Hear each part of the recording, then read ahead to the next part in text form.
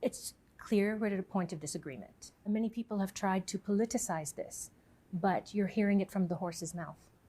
This is not political. This is purely economic, based on the expertise of 40 or 50 years of mapping and trends. We do not engage in the politics of anyone. We engage simply as a balancer and a stabilizer of the economy through the energy market, as we've done historically. Well, let me provide as a counter-argument to that the White House perspective. The White House has accused Saudi of siding with Russia. Is the kingdom siding with Russia? You know, the kingdom has a policy of engaging with everybody across the board, those we agree with and those that we disagree with. The relationship that we had with Russia is what allowed us to free prisoners of war, 2 Americans, 5 Brits, 1 Croat, and a selection from other countries. We view our role as a mediator and a communicator. We've supported Ukraine humanitarianly. We have given over 400 million. We collaborated with Ukraine and Poland to give 10 million to allow for the refugees that were coming out of the Ukraine and spilling into Poland a safe landing. That's what we do. That's the value of our engagement. Is it siding with Russia?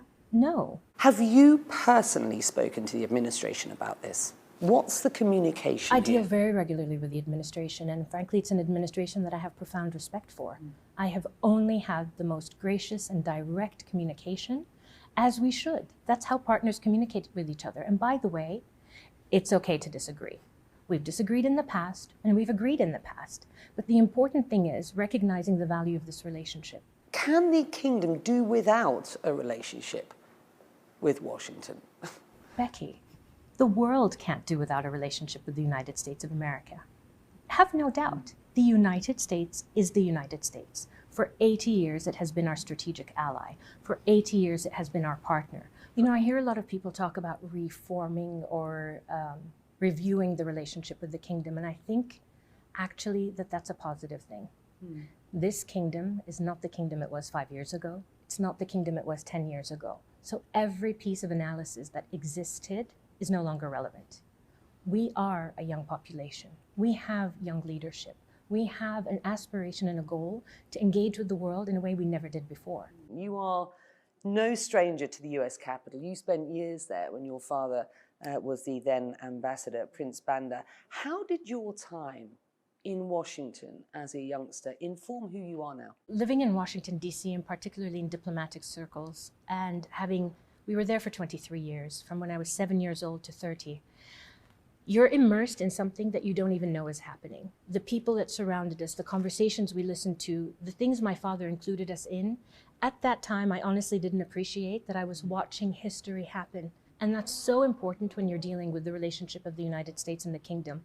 If you don't contextualize it in history, you will not understand why it's important that we remain strong and steady and cool-headed in this partnership that's been 80 years, and the next 80 years can be magnificent if we allow it.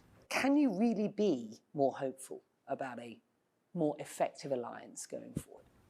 I can. Becky, I can, because there are things within Vision 2030 that the kingdom has invested in that I feel the world isn't seeing. Number one, yes, we are one of the largest oil producers in the world, but the kingdom is reframing itself to be one of the largest energy producers. We have put billions of dollars in investments in renewables, solar, wind, anything you could possibly imagine, we're betting on it. Why, Becky? Because the kingdom within Vision 2030 has an initiative called the Saudi Green Initiative, which is our gift for the next generations, not just of our country, but of the world. And we are doing it in balance of the oil market, because you cannot walk away from one until the other is ready.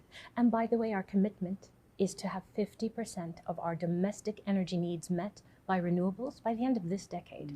Not 50 years from now, now.